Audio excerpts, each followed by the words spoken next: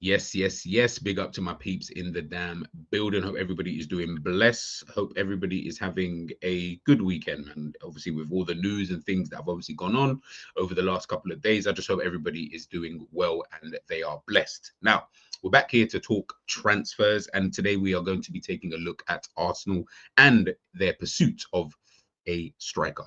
Now, they're currently as of right now, at the time of this video, it looks like they finally got in that striker, and that is Viktor Gyökeres. Arsenal in advanced talks with Sporting Lisbon over a deal to sign Viktor Gyökeres. Fabrizio posted out the same thing. Transfer fee discussions continue, but personal terms in place on a 5-year deal for the 27-year-old. Arteta has been pushing for a swift conclusion. Now, obviously, there's been a lot of talk about strikers in a general sense. And then, of course, there's been a lot of talk in regards to Viktor Gyökeres because, of course, he plays in the Portuguese league. So, as we already know, the Portuguese league at the moment, and sorry to say, because of Darwin Núñez, he's probably a major contributing factor behind that. But because of that, plus maybe other things in terms of the way that people rate the league, we're looking at Gyökeres like, are you really the guy? Are you really the one that we kind of want? And etc. etc. Listen, Arsenal fans, let me know in the comment section in terms of how you guys feel in regards to that. But when I'm looking at it, obviously this is just his heat map. Obviously, you can see someone who likes to play, within that penalty box, especially on that left-hand side, which is quite interesting to kind of see.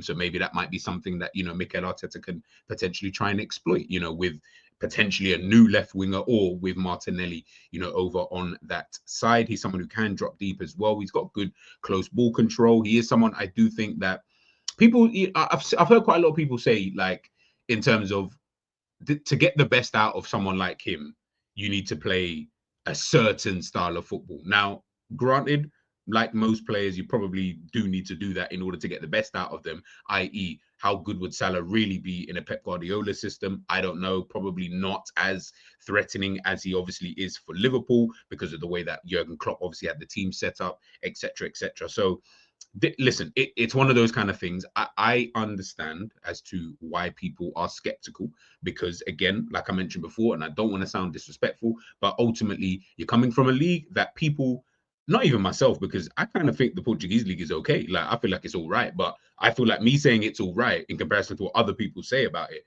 is crazy. Like the gap between the two is obviously quite big because some people just don't rate it at all.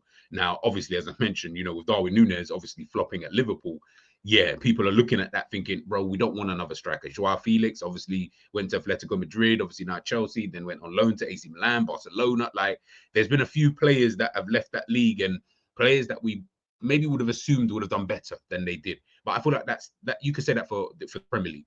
How many players have gone from the Premier League to other leagues and not done well? These things can happen. Do you get what I'm trying to say? But listen, the narrative is what it is, and we kind of have to move with that. When he was last in England, which was the 22-23 season with Coventry in the Championship, helping them get to the playoff final, obviously bagged 22 goals, got himself 12 assists in all comps. Then he moved to Portugal. This is where it starts to get real dark and real silly real fast. First season, 29 in the league, 43 in all competitions, including 5 in the Europa League that season. By the way, also got himself 15 assists. I mean, them numbers are hard to ignore, right? So you say, cool. And now everybody knows I'm a person. I need to see consistency through in seasons. So if you're a striker, obviously it's easier because I'm like, okay, I can judge you by your goals. How many are you getting? Then I can start, taking in context and, oh yeah, but this player was injured and whatever. But when we're just looking at strikers, I'm like, okay, let's just see your goal output. I don't really care about the assists. That's great. Like, and I'm not saying take away the assist, but that's not where I'm looking at strikers. I'm like, let me see your goals. So you get 43 in your first season. Let's see what you do last season, obviously in the 24-25 season. Okay, so you get more goals. So you get more goals and your assist goes down by 2, but your goals go up. So you've gone from 43 to 54. You scored 11 more goals this season. 54 goals. He scored more goals than he played games, people. It is mad. It is mad when I think about Gyökeres sometimes. And I'm just like, listen, I totally understand why people would be skeptical. I get it. I'm really not going to sit here and try and play the, oh, but come on, G. I know, I get it, because he's from that league. But I mean, Arsenal, you want a striker, right? And this is where Arsenal fans, okay, let me know what kind of striker you're looking for. Like, other than him, people need to start naming me the other top strikers out there who are available anyway. So you've got top strikers like the Harry Kanes, the Haalands. They're not available, right? Cool. So you take them out of the equation. Now you're starting to look at obviously Lewandowski, and probably another one as well. But now you're looking at, all right, who else is available? So you got obviously Isak, but he's cost 150 odd mil probably to even get out of Newcastle. Then you've of course got, I know Benjamin Sesko was another player that Arsenal were potentially looking at, and it felt like they were looking at him for quite some time as well. Do you know what I mean? It did feel like that one was something that was gonna maybe materialize, but obviously it would have, I think it would have depended on a few factors, you know, so to speak. But cool, there's obviously him. You've got Ekatike, another, you know, young striker, not really established in the game, like a Viktor Gyökeres as an example, but he's, you know, doing his thing. He did his thing last season, so you know, I guess it's more just really, is he ready for that next step? I don't personally believe so. I think one more season, you know, playing, you know, at Frankfurt, I think will do him the world of good to really show that, okay, now I'm really ready, like, kind of thing, as opposed to potentially moving to clubs where they need that number 9 ASAP, and they need that number 9 to be bagging them goals. I know everyone keeps saying, yeah, but this guy can score. No, no, no, no.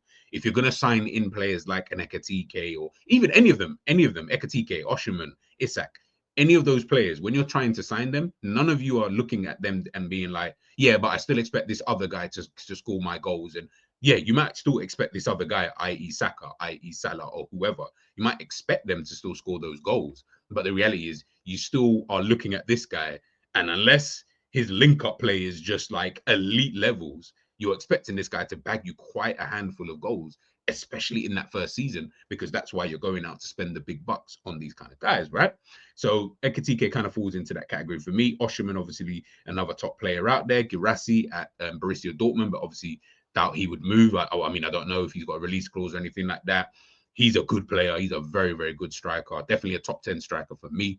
Repetugi from Atalanta, another good striker. Had one good season, but again, for me, a bit like Ekatike, I'm like, are you really ready for a next step? I don't know. And I would personally need to see you for another season, and then I can take it from there a bit better. So yeah, the options are not really optioning. I'll tell you that much. The options ain't really there. So when we're looking at it on the face of it, signing a Viktor Gyökeres, for me, for a team like Arsenal anyway, I feel like you wanted a striker. It looks like you're about to get this guy in.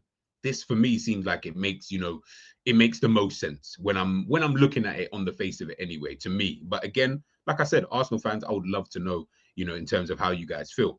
You can see here, look, by the stats anyway, from last season, big chances created. Bukayo Saka sitting in third. That by the way is mental, which makes me think, boy, was he on to a mad season before this injury?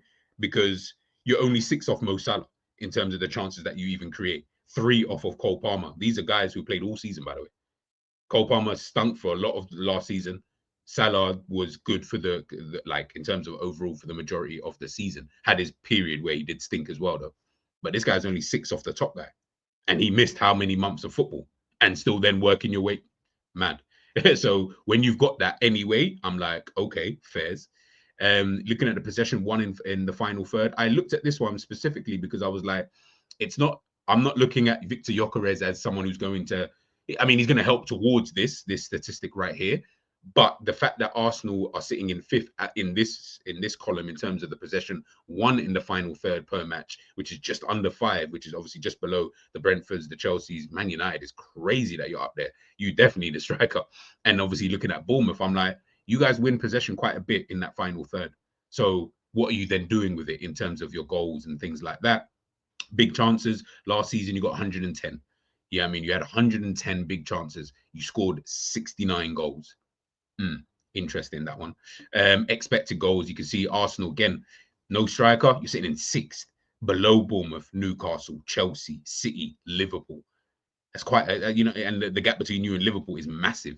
And Liverpool didn't have a good striker last season. Did you get what I'm trying to say? So I'm looking at that and I'm like, you get in, as Arsenal fans keep saying, you get yourselves in a good striker, I feel like it starts now solving 1-2, do you know what I mean? Like 1-2 kind of issues and stuff like that that you are having. Obviously, as well as the other players that you may get in terms of the depth players and stuff like that. Getting someone like this, for me, I'm just like, whew, I wanted to sign him. If it ain't gonna be Isak, it ain't gonna be Gyökeres, it better be Osherman. After that, I ain't trying to see no more. No, just I'd rather you just play a false nine at that point. I'd rather you just play false nine and then cool. Like it might even be a bit more fluid. Yeah, I mean, like PSG. You know what I mean? I don't want to think I keep talking about PSG because they're the best team in Europe right about now from what they've been showing. But when I'm looking at it, I'm like, if you're not gonna get yourself a bad boy number 9, I don't really want half-ass. And Arsenal at this moment, when I'm looking at it, I'm thinking, well, you got one of the top strikers around. How he does, I don't know. Could he flop? Yes. Will he flop? Obviously, we don't know. We'd have to obviously wait and see. But this is now where I'm looking at it thinking this kind of outlay for a team that can create chances and things like that, it it could get dark. Yeah, I mean, like, and I'll do a video where we'll talk about like the teams that I think are going to challenge for the Premier League and how they're looking, and obviously we'll do that towards the back end of this preseason and stuff like that. But yeah, it's going to be interesting more than anything, I would say anyway. But let's wait and see. Let's wait and see. And before we head out, obviously, you can see Noni Madueke agrees personal terms with Arsenal as they consider approaching Chelsea for England international. Arsenal have 23-year-old green light, plus they've got strong relations, of course they do, with Chelsea, but no club-to-club talks yet. Firm option to bolster on both wings. So Arsenal are looking at him as someone who's versatile enough to play left wing and right wing. I've done a video on this previously, so make sure you guys obviously check that out. Like I said, alongside getting a Noni Madueke or an Eze, if not both. I mean, that would be crazy if they went to go get two, like both of those. I'll be like, "Phew, fucking hell."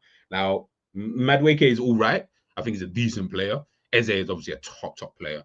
I think that would be one of the signings of the window, 100% in the Premier League, anyway. So if they were able to get him in, then yeah, that's when I'm looking at them and I'm starting to think, "Eesh, okay, yeah, you guys are really onto something. You're really onto something." But of course, let's wait and see. It's interesting, like I mentioned before, they could potentially even be getting a Rodrigo as well. Could they do that deal? I mean, if they do that, Rodrigo, Gyökeres, Saka on the right, eesh.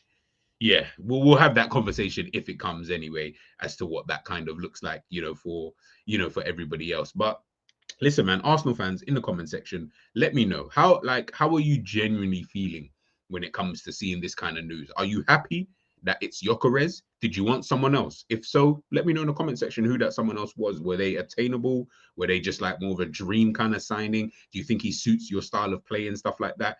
I think he's a good player. I think he'd be a good signing for Arsenal, but I'd love to hear from Arsenal fans in the comment section. I'll catch you guys soon, man. Peace.